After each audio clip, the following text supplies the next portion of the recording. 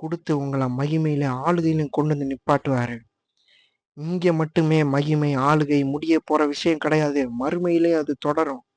உங்களுக்கு கொடுக்கப்பட்ட சித்தத்துக்கு தகுந்தாப்புல, உங்களோட கிரியைக்கு தகுந்தாப்புல ஆளுகை மகிமையில நித்தியமா அங்கேயும் தொடரும். அங்க ஒரு பதவி, அங்க ஒரு அதிகாரம், அங்க ஒரு மகிமை. அதுக்கெல்லாம் கர்த்தர் இங்க பாடுகள் வழியா இன்னைக்கு உங்களையும் என்னையும் கர்த்தர் உருவாக்கிட்டு இருக்காரு. இங்க உள்ள மகிமைக்கு மட்டும் இல்ல, இங்க உள்ள ஆளுகைக்கு மட்டும் இல்ல, அங்கேயும் நித்தியமா தொடரப்போகுது. அதைத்தான் 2 தீமோத்தேயுல நாம் அவரோட கூட பாடுகளை சகித்தோமானால் அவரோட கூட ஆளுகையும் செய்வோம். அவர் பாடுகளை சகித்தாரு, ஊழியம் செஞ்சாரு, இன்னைக்கு ஆளுகை செய்றாரு. அதே வழியில தான் நம்ம இருக்கோம். பாடுகளை சகிச்சு நிலைச்சு நின்னுட்டோம்னா நம்மளும் ஆளுகை செய்வோம். நாம் அவரை மறுதலித்தால் அவரும் நம்மை மறுதலிப்பார்.